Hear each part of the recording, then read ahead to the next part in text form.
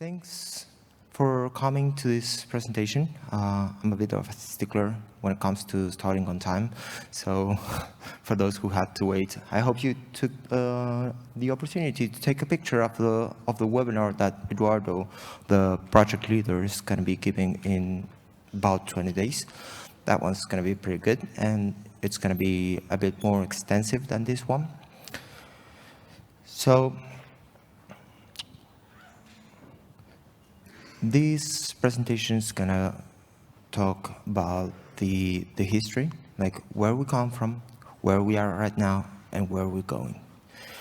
The idea is to give a good, complete picture for those of you who are not aware of what Fluent Bit is or where we are.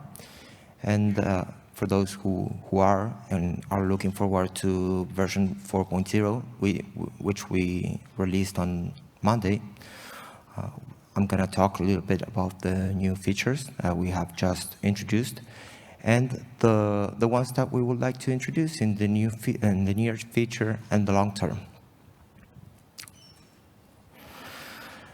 As you probably know, the telemetry arena has been evolving through the past 10 years, well, probably more, but the trend is that things are growing exponentially.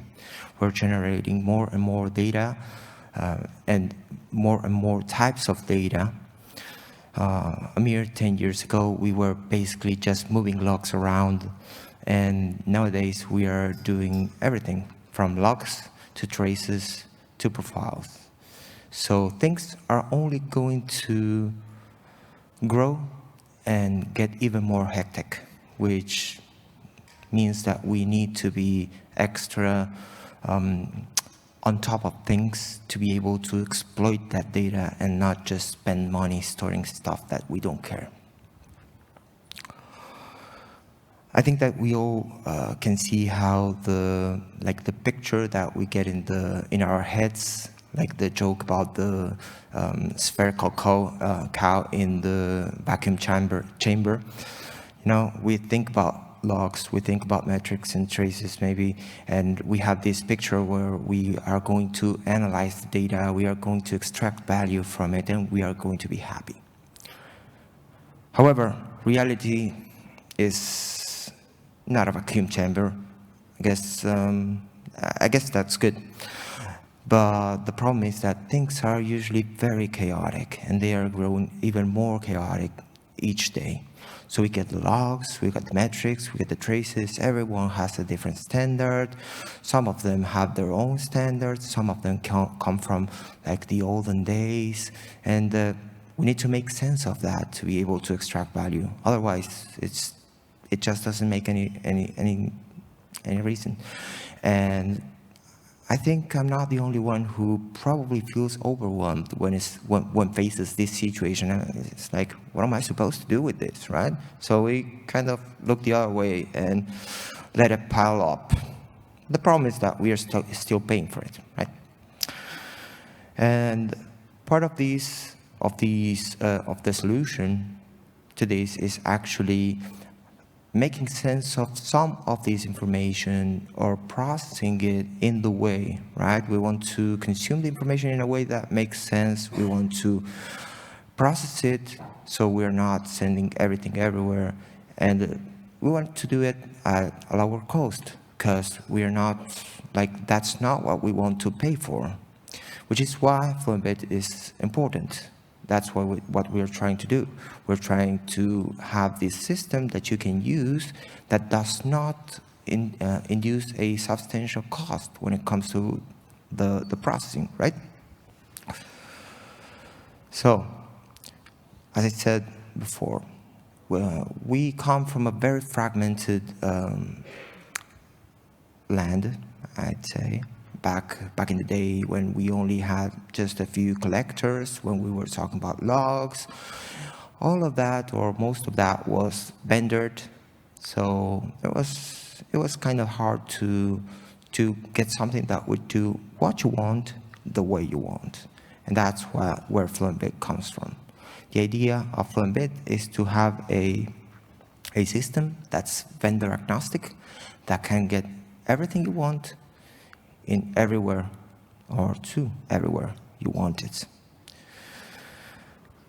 It is very important for us to have a very wide set of integrations when it comes to both inputs and outputs, so you can get data in the format that you have it and get it to the point that you want in the format that you want it, so you can exploit it properly. And that's something that I feel that we have achieved. To be honest, we have a very extensive set of integrations. We have support for everything, ranging from, obviously, logs, metrics, and traces. We can get them from the local system. We can get them from, I would say, probably legacy systems. You can plug your syslog there. You can get it from OpenTelemetry endpoints. You can get it from Prometheus. There's a lot there. So as I mentioned, when Fluent Bit was born, it was born out of necessity. It was not just trying to reinvent the wheel in a way that we thought was the right way, right? 10 years ago, the industry needed something that was lightweight, that didn't have overhead when it comes to CPU, to memory, especially when it came to the IoT area, where we didn't have a Raspberry Pi in every single clock, right? So we didn't have gigabytes of RAM. We had kilobytes of RAM. And we didn't have 8 cores. Maybe we had few megahertz. So that was the point, or one of the main drivers of Fluent Bit back in the day. Obviously, the IoT craze did not really live much longer, but we found a new home with the Kubernetes crowd, right?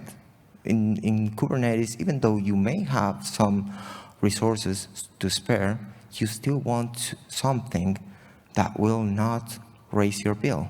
You want something that's fast. You want something that has a very low memory footprint. You want something that can do what you want at the minimum cost possible.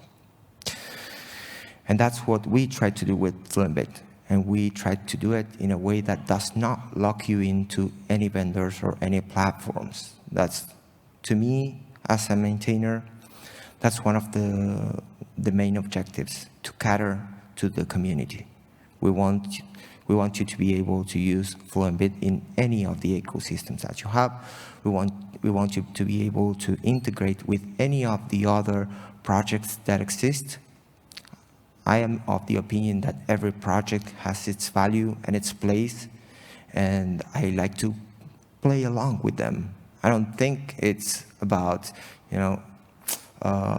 taking their place. I think it's about integrating. I think it's about the user, and the user has to choose what's better for them. So Fluent Bit is part of the Fluent family, right? Fluent Bit and Fluent D, they come from the same place, and they are under the same umbrella. They are graduated under as part of the CNCF. I will talk a little bit more about this later, but it is important to note that we are trying to improve this status so things are clear for the user, and that's something that's important. To be honest, it's not my focus. I'm not the right person to talk about that. I'm more of a tech guy. So I thought I would mention it, but maybe that's something that Eduardo will actually expand in his webinar, because he is the project leader, right?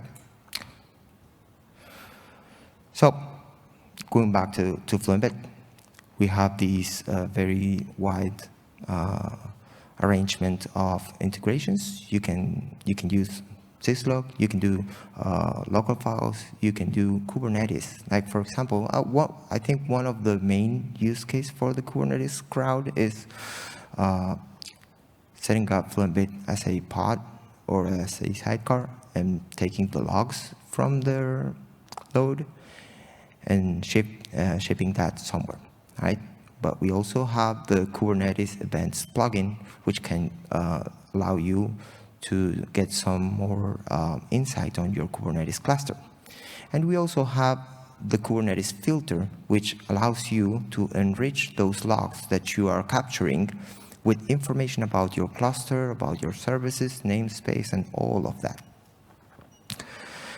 On the other end, of course, you have the flexibility to store that in Splunk, Elasticsearch, Postgre, Datadog, anything. You can send it to Chronosphere, which is the company that now sponsors Fluent Bit, or you can send it to any other point, Azure, AWS, Stackdriver. There's lots. I'm quite confident that there's something for every need in here, and if there is not, I would like to hear from you, because that's what we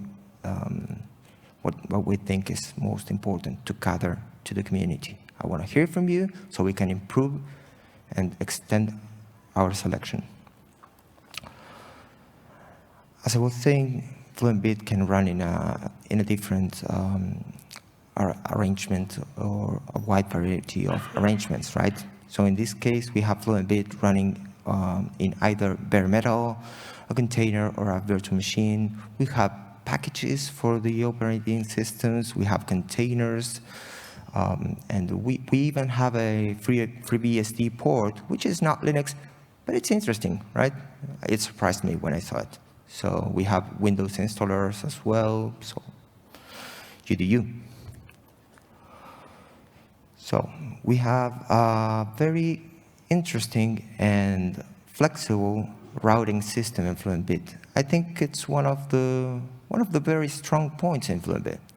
You can decide where your data is going in a very dynamic way. You can even do it in runtime based on where the data is coming from.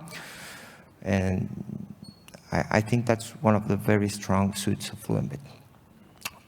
In this example, we have a few instances of Fluent Bit set up in a rather simple way, but then we have another one that's a little bit more spicy.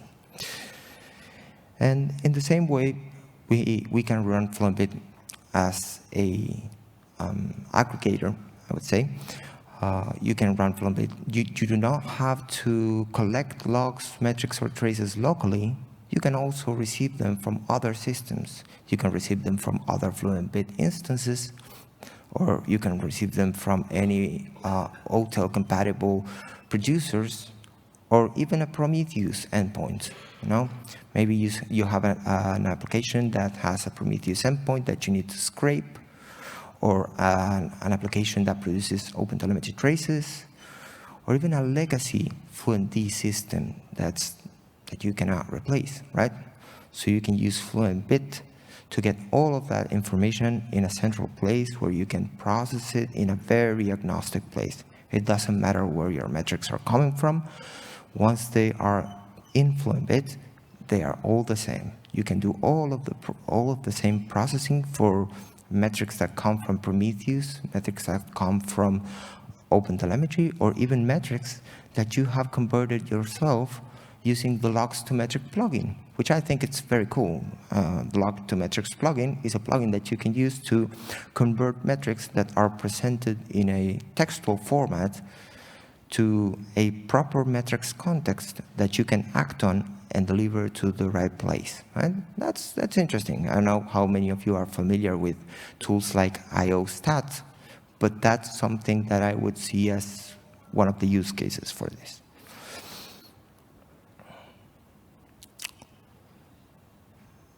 As I said, interoperability is one of our main focuses, and I won't want to waste much more time on this. So now I'll tell you a little bit more about what's new in Fluent Bit before, so you can see what to look for once the platforms that you use update to before, or once you update to before. We have made some improvements in the OTel processing area. We now have trace sampling. That's a new plugin or processor rather, that we have created that allows you to downsample the amount of traces that you get. This new processor has two operational modes. One's called head sampling, and that's probabilistic, which means that what you're doing is you are defining the probability of a trace getting stored or discarded, right? In this example that I have here, I don't know if you can, I don't know if you can see the mouse pointer, but basically we have the spans here, and given the 40% probability that we have set up in our processor, you can see that a bunch of them are getting dropped, and this is what makes it to the end, right? I think that this is interesting, and this is something that could be very useful when combined with the other operation mode of the trace sampling processor, which is the tail sampling processor. What this means is that what you're doing is you are setting up a time window. What the processor will do when you do this is it will buffer the spans that are ingested until that window expires. And the idea of this is to ensure that you have a complete picture of the trace before making the decision on if you want to keep it or not, right? So let's say that you have a web store and you want to keep the traces when one transaction fails, right? That's something that you can do using either the OpenTelemetry, the status field in the trace, or maybe some of the attributes in the trace. And in that use case, I would say that maybe you are most interested in storing the traces that actually give you important information when debugging a problem, because you want that actionable information as soon as possible to fix your problems, because time is money, right? But you have one, hopefully small percentage of the traces that are related to failures, and you also have a larger percentage of the traces that are successes, right? And I would say that in that arena, I would combine the trace sampling, the tail trace sampling mechanism to ensure that we keep 100% of the failures with the head sampling processor to ensure that we keep a healthy percentage of the successes, because you still want to keep a pulse on how things are going, right?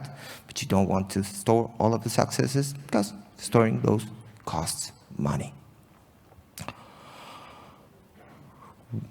In V4, we have also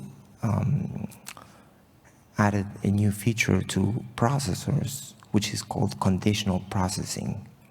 What this allows us to do is to determine if we want a piece of information to be acted on by a processor given a certain set of constraints. That's interesting because previously, in the original pipeline model, you would have the input, the filtering stage, and the output. And of course, you could do that selection of what you wanted to process with each filter using the routing system. But the processing stack is meant to allow you to scale to a much higher degree by attaching the filters and processors directly to the input. Before V4, you were not able to determine if one element of the processor stack acted on a bit of information, and that was kind of a limiting factor when trying to leverage the benefits of the processor stack. However, with this new feature of the conditional processing stack, you can have the same flexibility that you had with filters with processors. And the good part is that this decision on if a piece of data is supposed to be acted on or not is not just based on the tag, on the routing information, but actually on the context of the information. You are choosing whether you want to act on the data or not based on the data itself. Another improvement that we have made is we have added some options to our TLS layer to allow you to set the minimum and maximum TLS versions that you want to allow Fluent Bit to interact with. Because in some specific deployments, you might want to ensure that you are not interacting with older versions to prevent downgrade attacks and such. Or maybe even you have a corporate requirement. The same goes for the cipher suite. Maybe you want to ensure that you are not allowing the other endpoints to force you to negotiate a weaker cipher that can be like has vulnerabilities or can be broken in any way. And that's the idea with this. We also have introduced a system to ingest files, the contents of files from the file system in so-called environment variables in your configuration. This will allow you to not have to hard code some secrets of in your configuration or config maps, but be able to actually deploy them on files. And I think for the Lua scripting use case, it's interesting because you should be able to load your Lua scripts from the file system using this as well, which should make your config maps much, much tidier, which I like. We have also introduced Zig integration. I don't know how many of you are familiar with the Zig language. It's one of those new languages like Rust.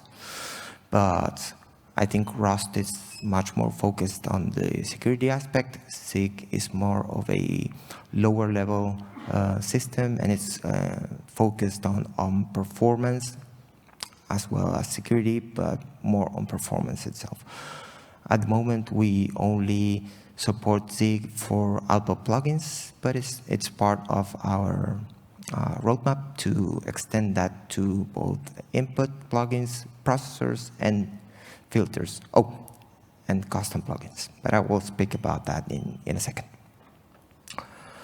So that's about it for the present. And for the future, what we intend to do is we want to extend our integrations. We want to have proper idiomatic native integrations for all of the current languages, for Rust, for Zig, for Go, and we want them to be fully featured.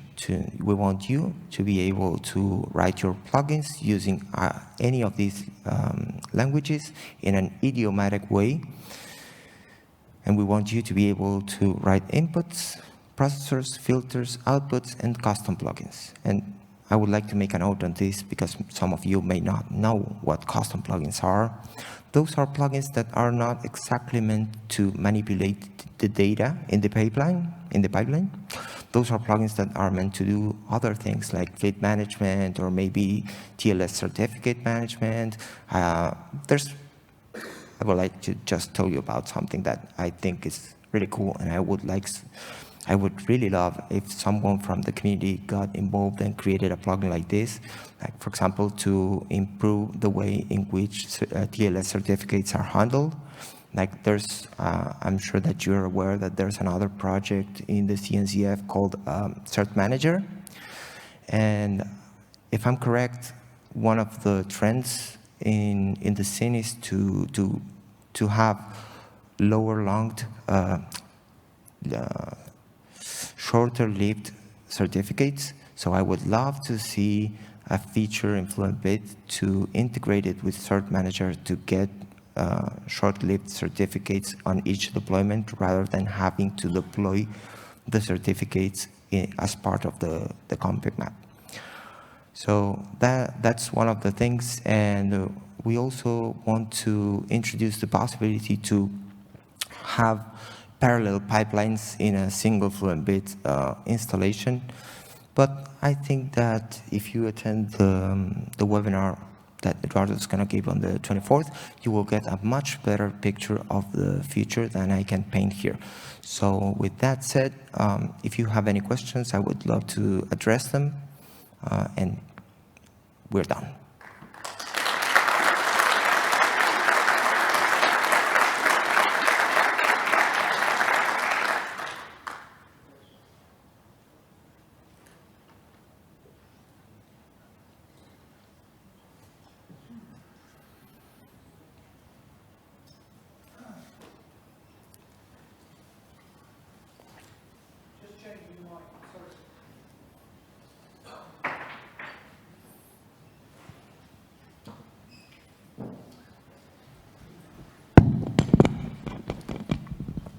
Okay, questions, please.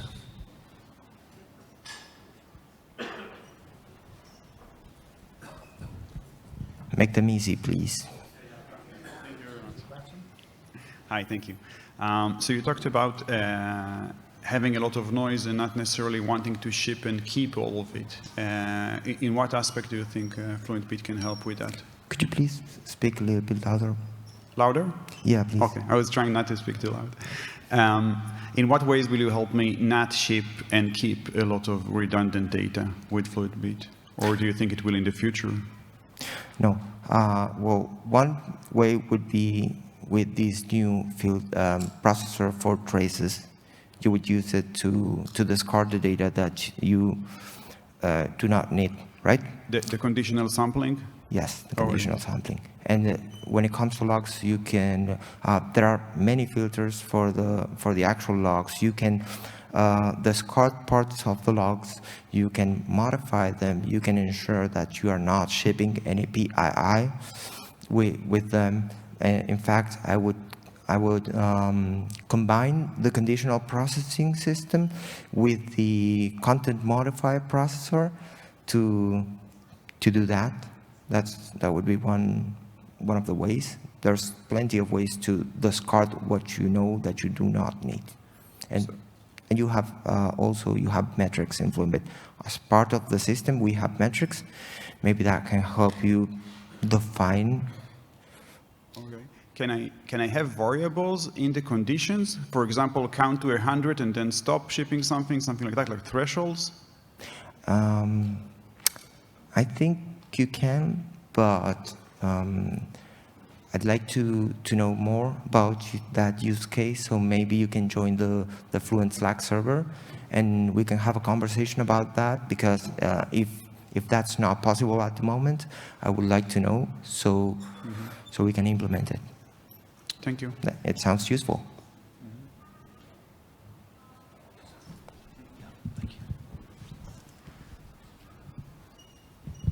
Hi.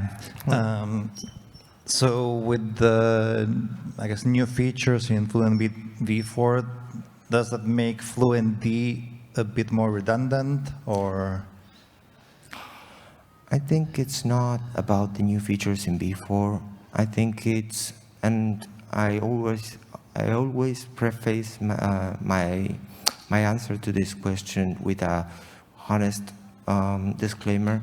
I don't like to speak ill of other projects, and I could be wrong, okay? But I think that Fluent D is more in a maintenance state and not actually innovating. I don't think Fluent D can handle metrics or traces, and I don't think they have any plans to adopt the OpenTelemetry model or to, keep innovating in that state. So that's, in my opinion, that's the factor that drives the deprecation of Fluent Bit, of Fluent D in favor of Fluent Bit. Okay, thank you.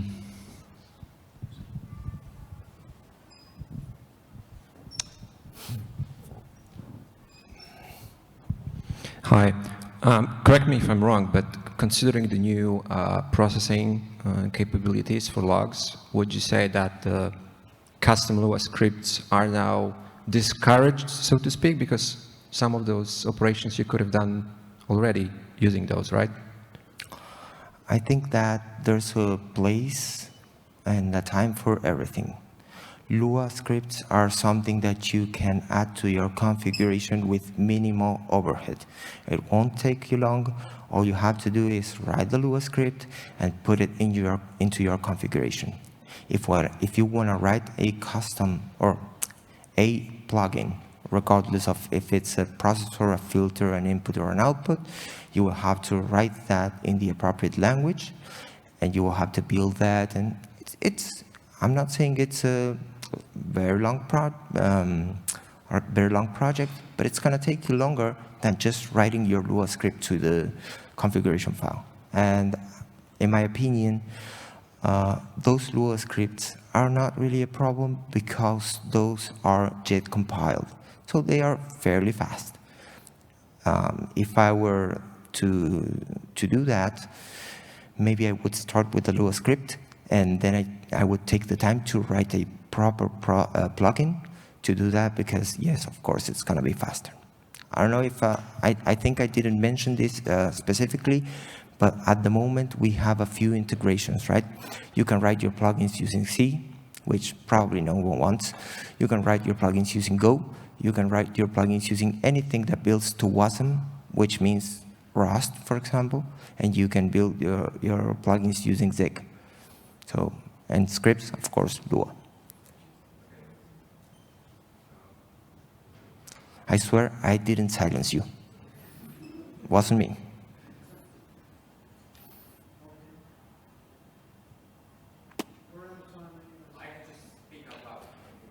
Yeah, sure. Come here. To expand on that, because you showed conditional logic, which is fairly simple, right? Uh-huh. So how would you now recommend to do this conditional, considering that you could have had that already done by the scripts? I think that if you can use the like the regular stuff, the built-in stuff, the conditionals, that's going to be much faster, because that's Basically, yes, if it's simple. yeah, of course. And I think we are done because they cut our microphone.